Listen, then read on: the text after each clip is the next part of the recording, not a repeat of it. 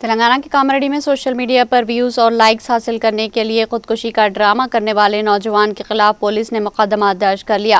کاماریڈی ضلع S P Rajesh Chandra نے اس واقعے پر سخت ردعمل دیتے ہوئے کہا کہ سوشل میڈیا کے لائکس کے لیے اس طرح کی جعلی ویڈیوز بنانا نہ صرف غیر ذمہ دارانہ عمل ہے بلکہ پولیس کے قیمتی وقت اور وسائل کا ضیاع بھی ہے۔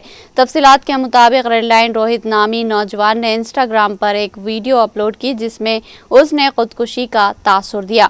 ویڈیو سامنے آتے ہی کاماریڈی ٹاؤن پولیس فوری طور پر متحرک ہوئی اور نوجوان کے گھر پہنچ کر تفتیش شروع کی۔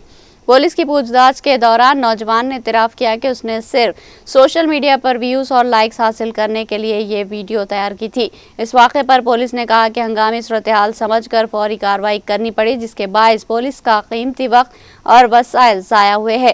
متعلقہ حکام کے مطابق نوجوان کے خلاف قانونی کارروائی شروع کر دی گئی ہے۔